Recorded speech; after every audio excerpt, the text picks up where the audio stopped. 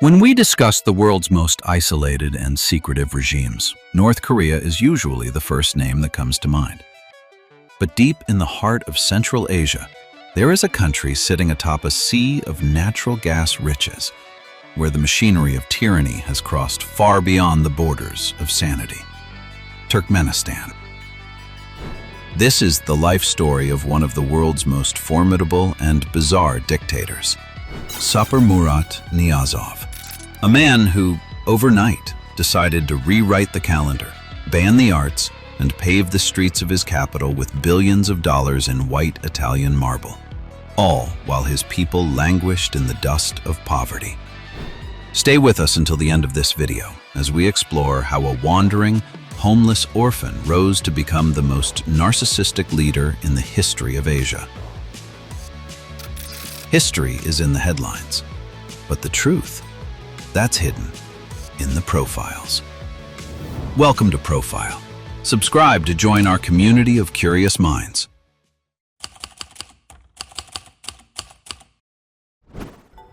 To understand the warped and complex mind of Niyazov, we must return to the midnight of October 6, 1948. A catastrophic 7.3 magnitude earthquake leveled the city of Ashgabat. In that one dark night, 8-year-old Saparmurat lost his mother and both of his brothers beneath the rubble. His father was already gone, killed years earlier on the front lines of World War II. In the blink of an eye, little Saparmurat became an absolute orphan. He had nothing and no one. Psychologists often argue that history's greatest dictators seek to fill the hollow voids of their childhood with absolute power. A boy who had no family would grow into a man who tried to turn an entire nation into his family. He gave himself the title Father and renamed months, years, and streets after his lost relatives, a desperate attempt to bridge a terrifying emotional gap. Saparmurat grew up in Soviet orphanages. He learned that to survive the brutal, faceless communist system, one had to be invisible. He was not a fiery revolutionary or a charismatic orator. He was a drab, submissive, and faceless bureaucrat, a remarkably average electrical engineer. It was precisely because of these traits that in 1985, the leaders in Moscow chose him to head the Communist Party of Turkmenistan. They believed this obedient man would never cause trouble. They were wrong. Beneath that gray bureaucratic mask, a monster was waiting for its moment. The year was 1991. The Soviet Empire had collapsed, leaving its former republics drowning in a sea of chaos and uncertainty. But Niyazov transformed this vacuum of power into a Machiavellian masterpiece. While other nations faced revolutions and bloodshed, Niyazov simply swapped his mask. He tore down the sign of the Communist Party, renamed it the Democratic Party of Turkmenistan, and in an election where he was the only candidate, he claimed a staggering 98.3% of the vote. The people of Turkmenistan, accustomed to decades of absolute obedience to Moscow, surrendered to their new king without a fight. A vast desert nation with no experience of democracy became the defenseless prey for the delusions of a rising autocrat. As the president of a newly independent nation, Niyazov chose to preserve the control mechanisms of the Soviet era rather than reform them. The economy remained under strict state surveillance, with total control over prices, wages, exchange rates, and trade. While a new constitution was passed in May 1992, ostensibly guaranteeing civil liberties, it actually solidified Niyazov's absolute authority over Turkmen society. With a total monopoly over the media, he bestowed upon himself the title Turkmenbashi, the great leader of the Turkmen. As cities, geographic landmarks, and infrastructure were renamed in his honor, a massive cult of personality began to take shape. When confronted with comparisons to Stalin, Niyazov cold-bloodedly remarked, "Stalin achieved his cult of personality through repressive measures. while I have gained my popularity without conflict. Opposition parties were banned. Political critics were erased by the secret police, and foreign information sources were censored. Niyazov justified these actions with a single argument: stability over political diversity. He claimed that under his leadership, Turkmenistan would avoid chaos and enter an economic golden age.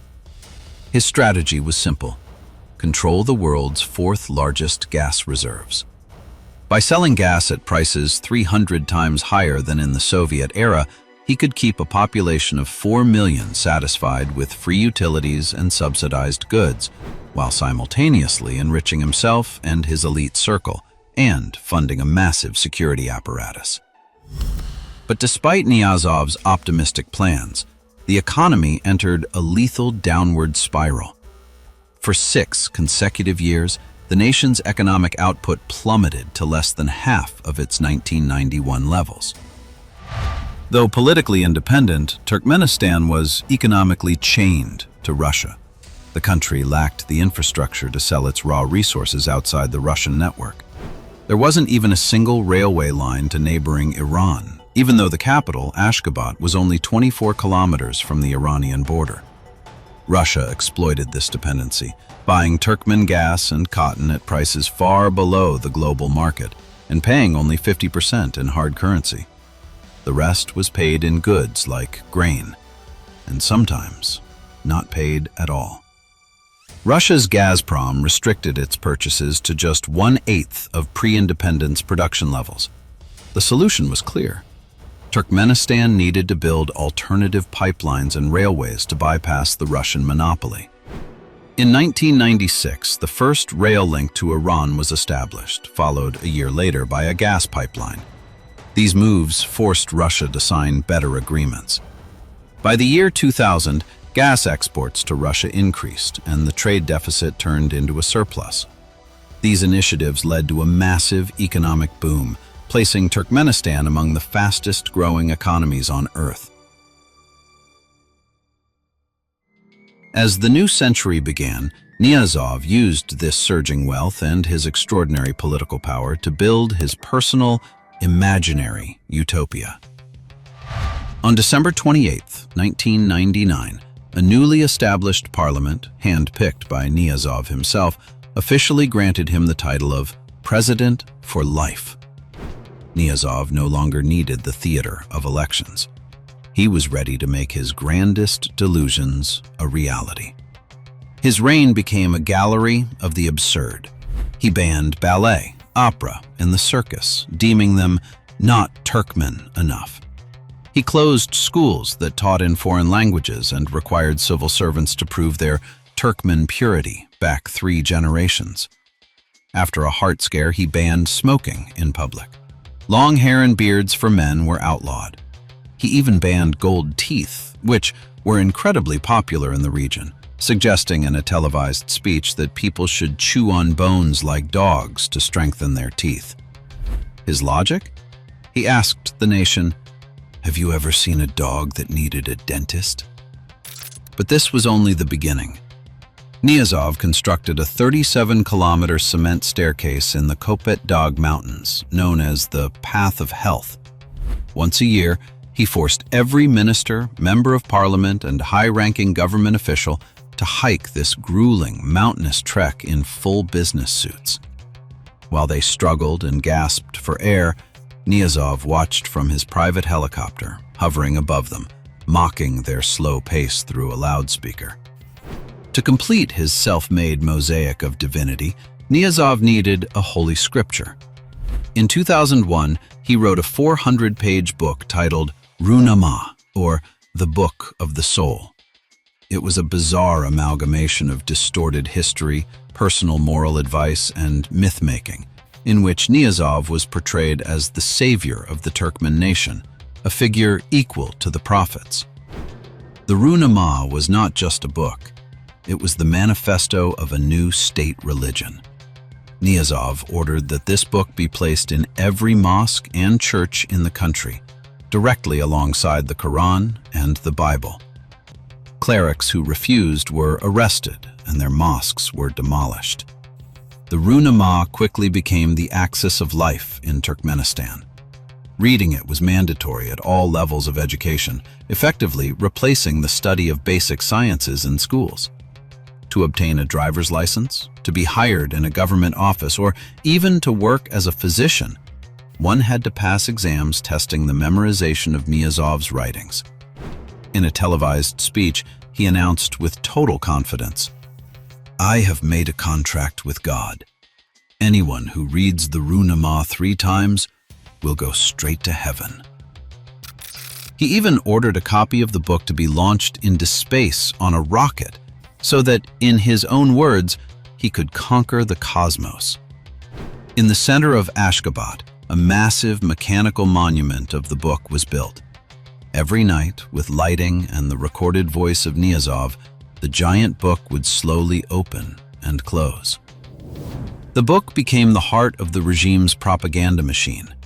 Every news anchor on Turkmen television was forced to recite a specific oath before starting the news. "If my tongue betrays my country, my flag, or my president, may it dry out."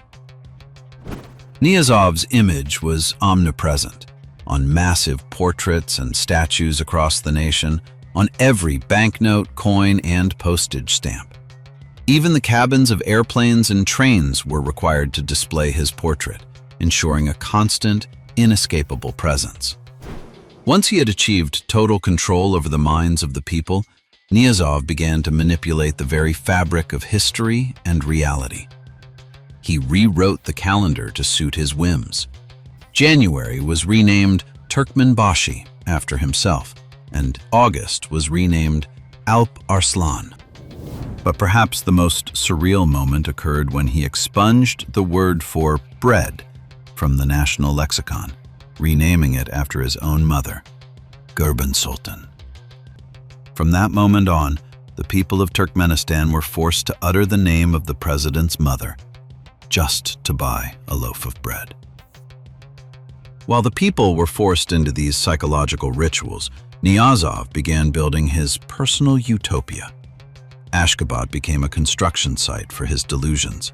Billions of dollars in gas revenue were spent importing Italian marble so that Ashgabat could break the Guinness World Record for the highest concentration of white marble buildings in the world.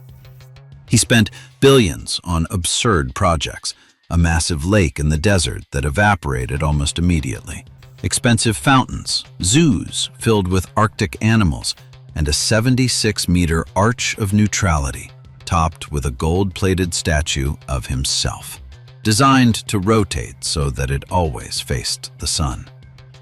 The city's main street was lined with 22 five-star hotels in a country that rarely allowed a single tourist to enter its borders. To execute these lavish projects, entire neighborhoods were demolished, often without compensation or alternative housing for the displaced residents. Behind the gleaming white marble facades lay growing slums filled with one-room, windowless shacks. Some were constructed from old railway containers that turned into literal furnaces during the scorching summers. Many residents in these areas succumbed to addiction, a problem exacerbated by an uncontrolled influx of narcotics from Afghanistan. Outside the Marble City, the situation was far more terrifying.